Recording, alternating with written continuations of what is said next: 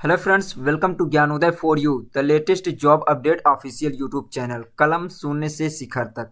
Friends, जैसा कि आपको लास्ट वीडियो में बताया गया था कि यूपीएससी द्वारा आपको 3 टाइप्स की वैकेंसी रिलीज की गई थी, जिसमें आपको एक वैकेंसी के अपडेट आपको पिछले वीडियो में दे चुके हैं। कौन सी पोस्ट के लिए थी? जो लास्ट वीडियो में दिए थे पर्सनल असिस्टेंट के लिए था। और आज की जिस वैकेंसी की अपडेट देने वाले हैं उसमें नर्सिंग ऑफिसर के लिए है। और फ्रेंड्स, कितने पोस्ट के लिए वैकेंसी है, क्या इसकी अपडेट है, इस वीडियो में आपको एक पॉइंट टू पॉइंट जानकारी देने वाले। इसलिए यदि आप भी नर्सिंग ऑफिसर के लिए वैकेंसी आई हुई है, इसमें फॉर्म अप्लाई करना चाहते हैं, तो प्लीज़ वीडियो को एंड तक जरूर देखना और एंड तक देखने के बाद एक कमेंट करके जरूर बताना कि आज की जानकारी आपको कैसी लगी। तो चलिए फ्रेंड्स, टाइम ना वेस्ट करते हुए आपको जानकारी देते हैं कि कितने पोस्ट के लिए वैकेंसी है। तो यहाँ ऑफिशियल नोटिफिकेशन दिया हुआ है फ्रेंड्स, ये देखिए।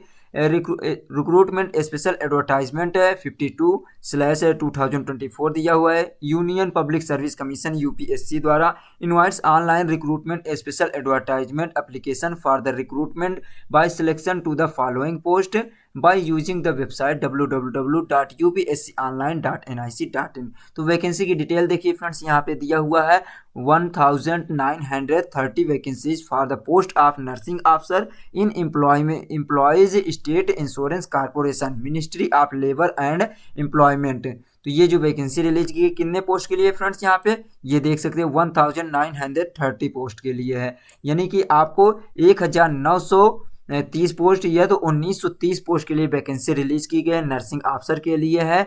किस डिपार्टमेंट की है, यहाँ पे देख एम्प्लॉयमेंट स्टेट, यानी कि जो कर्मचारी राज्य ये दिया कर्मचारी राज्य बीमा निगम द्वारा रिलीज की गई। Ministry of labour and employment, जो ये दिया श्रम एवं रोजगार मंत्रालय द्वारा रिलीज की गई वैकेंसी। तो इसमें देखिए दिया हुआ है 1930 पोस्ट के लिए किस प्रकार डिवाइड किया गया। अनरिजर्व कैंडिडेट के लिए 892 पोस्ट है, ईडब्ल्यूएस के लिए 193 पोस्ट है और ओबीसी के लिए 446 पोस्ट है। एससी कैंडिडेट के लिए ये देख सकते हैं 235 पोस्ट, एसटी के लिए 164। और वहीं पे देखिए पीडब्ल्यूडी कैंडिडेट ये दिया फिजिकली विद बेंचमार्क डिसेबिलिटी दिव्यांग कैंडिडेट के लिए 168 पोस्ट वैकेंसी रिलीज की गई है, यहाँ पे रिजर्व किया गया है। और देखिए जिसमें से ये दिया हुआ है 168, ये दिया 168 पोस्ट दिया हुआ। कौन कौन कैंडिडेट इसमें दिव्यांग है, जिस प्रकार से कौन कौन से इसमें फॉर्म अप्लाई कर सकते हैं, किसी भी प्रकार से वो दिव्यांग हैं जिनके कि 40% तक के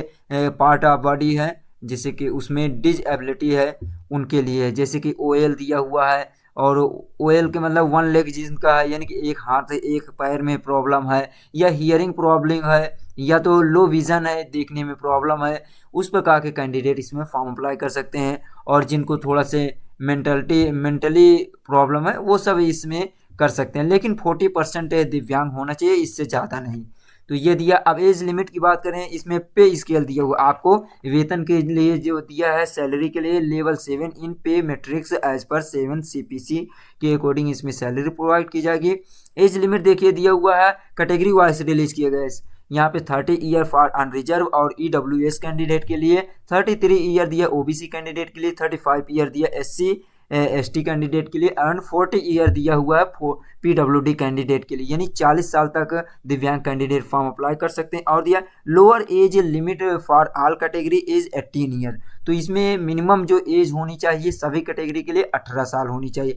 और बाकी जो रूल रेगुलेशन है यूपीएससी द्वारा जो वैकेंसी तीनों रिलीज की गई उसके लिए है। और इसमें डायरेक्टर के लिए भी एक वैकेंसी रिलीज की गई जो लगभग 36 पोस्ट के लिए वैकेंसी है, उसकी भी जानकारी है। तो सभी में एज लिमिट और फॉर्म अप्लाई करने का प्रोसेस सेम दिया हुआ है। एसेंशियल क्वालिफिकेशन इसमें देखिए दिया हुआ है, नर्सिंग ऑफिसर के लिए फॉर्म अप्लाई करने के लिए आपके पास है जो आवश्यक क्वालिफिकेशन में से दिया है। फर्स्ट नंबर दिया बीएससी नर्सिंग होना चाहिए, BSc in nursing from a recognised university और यूनिवर्सिटी ऑफ इंस्टीट्यूट। तो आपको किसी भी यूनिवर्सिटी या इंस्टीट्यूट से बीएससी नर्सिंग किए होना चाहिए।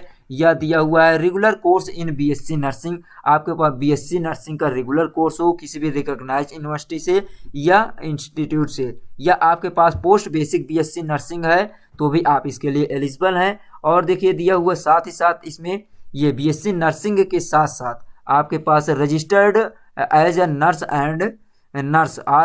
एंड मिडवाइफरी, रजिस्टर्ड नर्स और नर्स नर्स एंड मिडवाइफरी के लिए दिया है, registered nurse and registered midwifery with state nursing council. तो इसमें डिग्री के साथ साथ बीएससी नर्सिंग डिग्री या post basic BSc nursing degree हो, इसके साथ साथ आपको रजिस्टर्ड होना चाहिए। जैसे ही आपका कोर्स कंप्लीट होता है तो किसी भी आपको नर्सिंग काउंसिल से आप एक नर्स के रूप में या मिडवाइफरी एएनएम जिसे कहते हैं एनएएम नर्स एंड मिडवाइफरी के रूप में भी आपको रजिस्ट्रेशन होना चाहिए, तो तभी आपका इसमें वैलिड होगा फॉर्म अप्लाई करने के लिए। और या तो इसके अलावा देखिए कौन सी डिग्री होनी चाहिए, आपका डिप्लोमा हो, जैसे diploma in general nursing midwifery from a recognised board of council and registered as nurse and midwifery.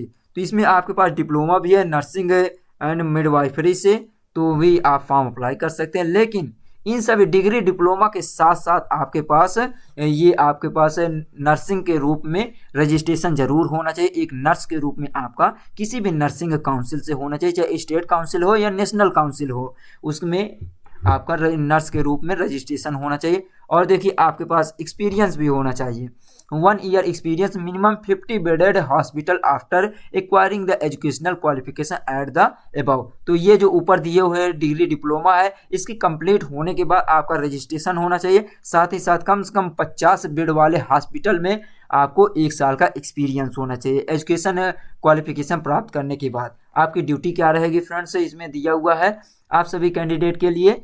जैसे पेशेंट को केयर करना है, given expert besides care a patient and perform special technical duty in areas like operation theatre, intensive care units, clinically specialist nursery, ICU, CCU, labour room etcetera. तो ये सब आपको करना है, पेशेंट की केयर करना है और जो टेक्निकल जैसे इंस्ट्रूमेंट होते हैं उन सब की देखभाल करना, उनको जैसे पहुंचाना है डॉक्टर के पास, ये सब नर्स का जो भी काम होता है वो सब आपको करना है फ्रेंड्स। यहाँ पे दिया है जैसे ensure proper admission, transfer and discharge of patient, observation दिया हुआ है of change in patient condition, making beds, daily maintenance record of temperature, pulse, BP, intake, output, medicine and injection administrator टर्ड दिया, इंसर्ट एंड फिक्स आईपी, ये दिया canals को बदलना, और गिव ओरल मेडिकेशन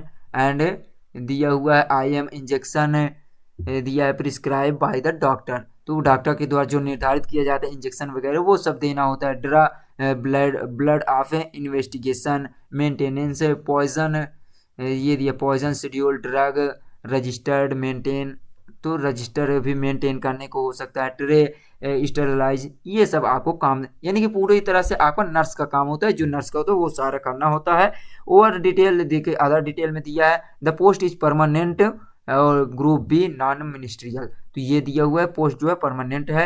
हेडक्वार्टर्स दिया है ESI corporation Panchdeep Bhawan CIG Marg new Delhi of liability so to serve anywhere in India. तो फ्रेंड्स आपको इसमें पोस्टिंग जो होगी ऑल ओवर इंडिया में कहीं भी हो सकती है, लेकिन उम्मीद है कि जहाँ पे आपका सेंटर वगैरह होता है आपके जो लोकल होते हैं वहीं पे मिलने की चांस होती है। और देखिए इसमें दिया है प्रोबेशन दिया 2 ईयर का होता है, इसमें आपको 2 ईयर तक प्रोबेशन या प्रवीक्षा काल में रखा जाएगा। और देखिए friends mandatory index training prescribe the sponsored by employees state corporation as part of successful probation. तो आपको इसमें आपको प्रोबेशन पीरियड कंप्लीट होने के बाद ये दिया हुआ है ट्रेनिंग भी दी जाएगी और कुछ भी आगे की जानकारी। एनी अदर कंडीशन की बात करें फ्रेंड्स, इसमें दिया हुआ है ये दिया है कि appointment to the candidate who already in state और सेंट्रल गवर्नमेंट और in a public sector undertaking service will be made on immediate absorption basis. तो जो कैंडिडेट ऑलरेडी किसी भी सेंट्रल या स्टेट गवर्नमेंट में सर्विस कर रहे हैं उनको दिया हुआ है वो इमीडिएट एबॉर्शन बेसिस से इसमें वो कर सकते हैं, अपॉइंटमेंट हो सकते हैं। और देखिए फ्रेंड्स, इंपॉर्टेंट डेट की बात करें तो इसमें स्टार्टिंग डेट जो दिया है 7 मार्च से ऑनलाइन एप्लीकेशन स्टार्ट हो चुका है। ऑफिशियल वेबसाइट ये है, इसके माध्यम से आप फॉर्म अप्लाई कर सकते हैं यहाँ पे जाकर। और लास्ट डेट जो दिया हुआ है 27 मार्च 2023 दिया, ओ सॉरी फ्रेंड्स, 27 मार्च 2024 तक फॉर्म अप्लाई कर सकते हैं। और देखिए इसमें करेक्शन की भी डेट दिया हुआ है, यानी फॉर्म में किसी भी प्रकार की मिस्टेक होती है तो करेक्शन के लिए 28 मार्च से लेकर 3 अप्रैल, यानी कि आपको 7 डेज का टाइम दिया जाता है फॉर्म अप्लाई करने के लिए, अप्लाई करने के बाद यानी कि करेक्शन करने के लिए। तो ये था फ्रेंड्स। और देखिए पीडब्ल्यूडी कैंडिडेट के लिए भी यहाँ पे कुछ जानकारी दिया गया है, ये सब आपको देख सकते हैं नॉर्मल दिया हुआ है। और देखिए यहाँ पे पेपर किस बेस्ड पे हो जाएगा, a pen and paper based recruitment test to shortlisted the candidate for the recruitment to the post of nursing officer shall be conducted by the commission on 7 July 2024। तो इसमें देखिए जो आपका exam होने वाला है पेन पेपर टाइप्स के होने वाला है, जैसे कि OMR बेस्ड का होता है उसमें हो सकता है। और ये टेंटेटिव डेट दिया है कि 7 जुलाई 2024 तक इसमें आपका एग्जाम हो सकता है। ये फ्रेंड्स, इसमें कमीशन आपको डेट चेंज भी कर सकता है, इसमें अभी कंपलसरी नहीं है। जैसे इसकी डेट फिक्स हो जाएगी फ्रेंड्स, और वैसे तो बताया गया है कि 7 जुलाई तक, तो अपनी प्रिपरेशन आपको करते रहना है, क्योंकि फ्रेंड्स इसमें इस डेट पर भी हो सकता है। और देखिए यहाँ पे ये दिया है, अब सिलेबस और एग्जाम का क्या है वो देख लेते हैं। जैसे कि देखिए दिया हुआ है कौन कौन से सब्जेक्ट से कितने क्वेश्चन होंगे, कैसे होंगे। तो देखिए दिया test will be 2 hours duration, आपको 2 घंटे का टाइम दिया जाएगा। All question carry equal marks, सभी क्वेश्चन जो होंगे सेम मार्क्स के होंगे। और दिया test will be objective type question will be multiple choice answer, objective type के क्वेश्चन होंगे। Medium of test will be English, तो इसमें जो मीडियम ऑफ टेस्ट का मीडियम होगा इंग्लिश होगा। और दिया है there will be penalty for wrong answer, दिया है every wrong answer will be carry a deduction of 1/3 of the marks assigned the question. तो इसमें आपको निगेटिव मार्किंग भी रहेगी, इसलिए आपको अलर्ट रहना है, किसी भी प्रकार के अधिक से अधिक क्वेश्चन को रॉन्ग नहीं करना है, क्योंकि 1/3 1/3 या 0.33 इसमें निगेटिव मार्किंग दिया हुआ है, तो इसलिए आपको अलर्ट रहना है। सिलेबस दिया हुआ है फ्रेंड्स, कौन कौन सब्जेक्ट से रिलेटेड आपको क्वेश्चन देखने को मिल सकते हैं, जैसे नर्सिंग फाउंडेशन है, मेडिकल सर्जिकल नर्सिंग है, जैसे इंक्लूडिंग पैथोलॉजी एंड फार्मूला, ये दिया है फार्मेकोलॉजी से, नर्सिंग एजुकेशन से जैसे दिया इंक्लूडिंग ई टेक्नोलॉजी से, और दिया है पेडियाट्रिक नर्सिंग से रिलेटेड, मेंटल हेल्थ नर्सिंग से रिलेटेड क्वेश्चन होंगे, और nursing management, nursing research and statistics की, obstetric and gynaecology logical nursing से रिलेटेड, कम्युनिटी हेल्थ नर्सिंग से, एनाटॉमी, और दिया है ये दिया फिजियोलॉजी से, साइकोलॉजी से, सोशियोलॉजी, न्यूट्रिशन एंड डाइटीज से, माइक्रो बायोलॉजी से, और ये दिया है बायोकेमिस्ट्री से रिलेटेड क्वेश्चन होंगे। वेटेज दिया 100% वेटेज विल बी अकॉर्डेड, ये the according for the recruitment test. तो इसमें जो वेटेज होगा आपके रिक्रूटमेंट टेस्ट के अकॉर्डिंग आपको इसमें मार्क्स प्रोवाइड किए जाएंगे। और देखिए आपका सेंटर कहाँ कहाँ देखने को मिल सकता है, ऑल ओवर इंडिया में आपको इसमें सेंटर देखने को मिल सकता है, जैसे दी अगरतला है और आगरा, ये अलग अलग स्टेट से दिया हुआ है। आइजोल है, अजमेर, अलीगढ़, अल्मोड़ा, उत्तराखंड ये दिया है। तो इसमें टोटल ये देख सकते हैं यहाँ इतने प्लेस दिया हुआ है, इनको छोड़कर जिसमें स्टार मार्क्स दिए दिसपुर है, नागपुर, इसको छोड़कर यहाँ देखने को मिल सकते हैं। टोटल 80 दिया हुआ है यूनिट्स, यहाँ पे आपको देखने को मिल सकता है। और दिया हुआ है the date of recruitment test is 7 July 2024। और यहाँ पर भी बताया गया है कि the centre and the date holding recruitment test mentioned above liable to be change, तो ये चेंज भी हो सकता है। द डिस्क्रिप्शन ऑफ कमीशन, तो कमीशन के द्वारा चेंज भी हो सकता है। और देख लेते हैं फ्रेंड्स कुछ जानकारी यदि आपके लिए इम्पोर्टेंट है तो फ्रेंड्स इसमें एज लिमिट जो है ऊपर ऑलरेडी बताया गया है कितना एज लिमिट है, और रिलैक्सेशन भी आपको कमीशन के द्वारा मिल सकता है, वो तो आपको देखने को मिलेगा। और देखिए एप्लीकेशन फी इसमें कितना रहेगा, इसमें देखिए दिया हुआ candidate except female SC ST person with disability, यानी कि जो SC ST कैंडिडेट और फीमेल कैंडिडेट को छोड़कर सभी कैंडिडेट से 25 रुपये एप्लीकेशन फ़ी है या 25 रुपये, जो कि आपको डेबिट कार्ड, क्रेडिट कार्ड और ये दिया मास्टर कार्ड रुपये के से आप UPI पेमेंट्स के माध्यम से कर सकते हैं। और यहाँ पे SBI के माध्यम से कैश भी आप वो कर सकते हैं, लेकिन SBI से कैश करेंगे तो आपको ये दिया कंप्यूटर बेस्ड जो स्लिप होते हैं उसे आपको रिसीव करना होगा। तो ये था फ्रेंड और देखिए देख लेते हैं। तो फ्रेंड्स यहाँ पे देखिए अब दिया हुआ है एज का रिलैक्सेशन में, एज रिलैक्सेशन 10 ईयर दिया हुआ, implies the schedule caste schedule tribe category candidate would be get maximum 15 years age for age दिया हुआ है, relaxation including 5 year meant for their respective category दिया हुआ है। और देखिए फ्रेंड्स यहाँ पे यानी कि 10 साल इसमें छूट दिया जा रहा है, किनको दिया है, SC ST कैंडिडेट को दिया है। और वहीं पे दिया हुआ है ये देखिए 15 ईयर रिलैक्सेशन है, इंक्लूडिंग 5 ईयर मीन्स दिया हुआ है, और OBC कैंडिडेट के लिए भी छूट दिया हुआ है। तो यहाँ पे आप देख सकते हैं अलग अलग दिया हुआ है। नेक्स्ट देखिए फ्रेंड्स देख लेते हैं। तो फ्रेंड्स अब फॉर्म कैसे अप्लाई करना है ये भी ऑलरेडी आपको बता ही चुके हैं। इस वेबसाइट का यूज करके आपको फॉर्म अप्लाई करना है। फॉर्म अप्लाई करने के लिए फ्रेंड्स आपको क्या क्या डॉक्यूमेंट होना चाहिए, जो भी डॉक्यूमेंट रिक्वायर किया गया ऑलरेडी इसमें क्वालिफिकेशन को बताया गया है। और देखिए फ्रेंड्स इसमें आपको और जानकारी की बात करें तो देखिए इसमें जो फोटो होगा आपका, आपके फोटो में डेट ऑफ फोटो होना चाहिए, यानी कि आपके जो फोटो उसके नीचे आपका नाम होना चाहिए और साथ ही साथ डेट ऑफ फोटो होनी चाहिए, जिस दिन आपका फोटो पिकअप किया गया उस दिन का आपका डेट ऑफ फोटो होना चाहिए। तो इसलिए और देखिए फॉर्म अप्लाई करने के लिए इसमें आपके पास एक्टिव होना चाहिए आपका मोबाइल नंबर, और साथ ही साथ आपका ईमेल आईडी भी एक्टिव होनी चाहिए। और देखिए किसी भी प्रकार के आपको फॉर्म अप्लाई करने में कोई प्रॉब्लम होती है तो ये दिया हुआ in case of any guidance information clarification regarding their application candidature etcetera candidate can contact UPSC facilitation counter near gate C of its campus in person or over telephone number दिया हुआ है, ये यहाँ से कांटेक्ट कर सकते हैं। जो टेलीफोन नंबर है वो वर्किंग डेज दिया हुआ है बिटवीन 10 आवर्स टू 17 आवर्स, यानी कि आपको 10 बजे से लेकर 5 बजे शाम तक आप इसमें कांटेक्ट कर सकते हैं, या तो डायरेक्ट यहाँ पे दिया हुआ UPSC फैसिलिटेशन काउंटर पर भी गेट C पर विजिट कर सकते हैं। तो ये था फ्रेंड्स आज की वैकेंसी से रिलेटेड जानकारी। और देखिए साथियों यहाँ पे कुछ पैटर्न भी दिया हुआ है कि जैसे पेपर पेन पेपर बेस्ड भी होगा, तो इस प्रकार OMR बेस्ड भी आपको देखने को मिलेगा। जैसे फिल करने के लिए दिया हुआ है, ये कुछ दिया है, इस प्रकार आपको फिल करना होगा। ये दिया है सब्जेक्ट विषय कोड और यहाँ रोल नंबर वगैरह यहाँ पे फिल करना होगा। और साथ ही साथ आपको ये देखिए इस प्रकार आपको गोला मार्क्स करने होंगे। ये देखिए ऐसे दिया है, जैसे कि फर्स्ट नंबर का एक क्वेश्चन सही है तो यहाँ पे ये टिक करना होगा, तो इस प्रकार ये फिल करने को मिलेगा। ये था एग्जाम पैटर्न।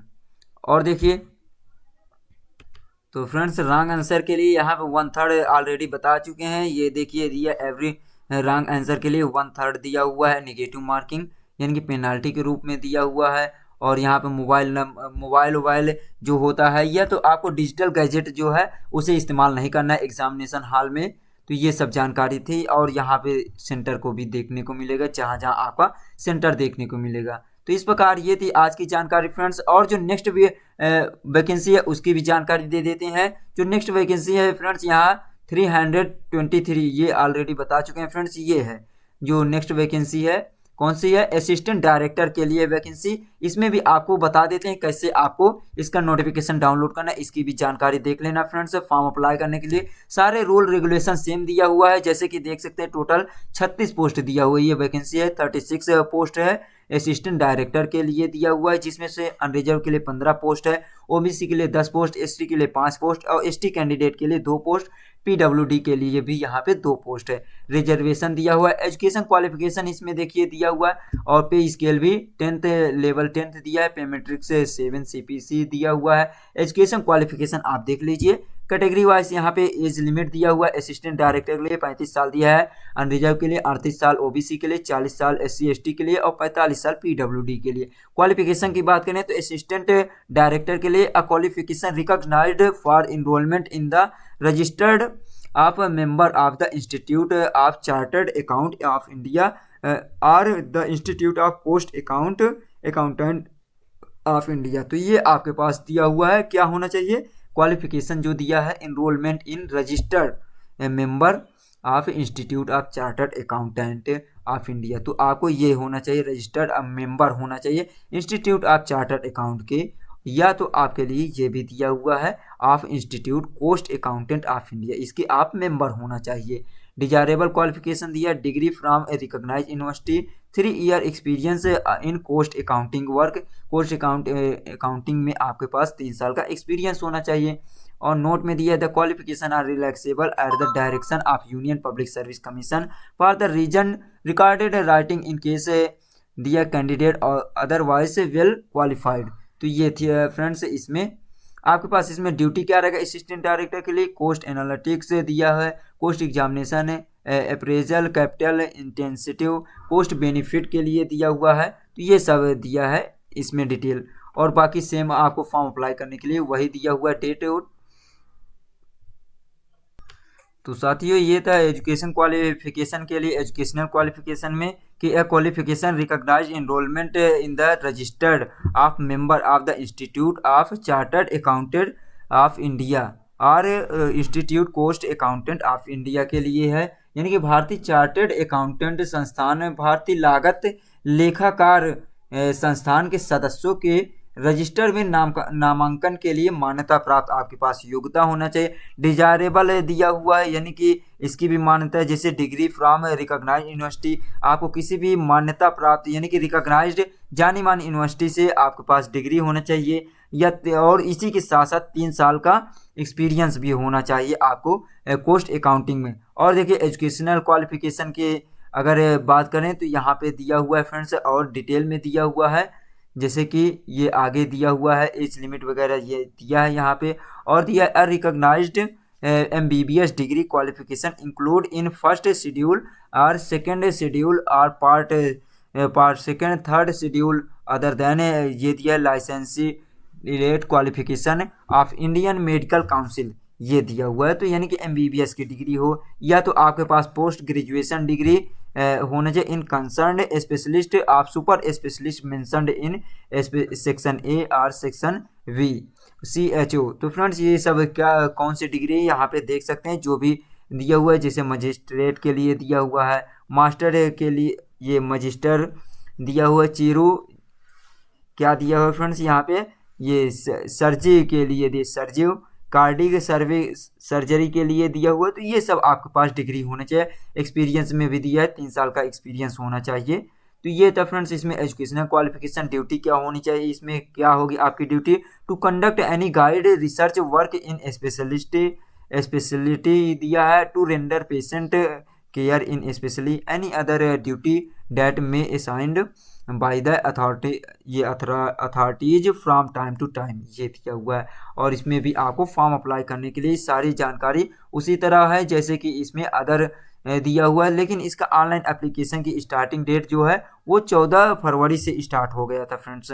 तो 14 फरवरी से था, और लास्ट डेट क्या दिया हुआ 14 मार्च दिया हुआ है। यहाँ पे आगे यहाँ पे देखने को मिलेगा फ्रेंड्स, जैसे कि नीचे देख लेते हैं फ्रेंड्स। इसमें भी वीडियो थोड़ा लॉन्ग हो गई क्योंकि इसमें 2 वैकेंसी की जानकारी दी है फ्रेंड्स। तो यहाँ पे देख सकते हैं फ्रेंड्स, ये स्टार्टिंग डेट 14 फरवरी दिया हुआ है, और लास्ट डेट जो दिया हुआ है यहाँ पे लास्ट डेट फॉर्म अप्लाई करने के लिए 14 मार्च दिया है, यानी कि इसका ऑनलाइन एप्लीकेशन स्टार्ट है, अभी भी आप फॉर्म अप्लाई कर सकते हैं। तो चलिए फ्रेंड्स मिलते हैं नेक्स्ट वीडियो में इसी प्रकार नई नई भर्ती अपडेट के साथ। यदि वीडियो पसंद आई हो तो प्लीज़ एक लाइक शेयर सब्सक्राइब जरूर कीजिए। तो चलिए थैंक्स फॉर वॉचिंग। जय हिंद जय भारत।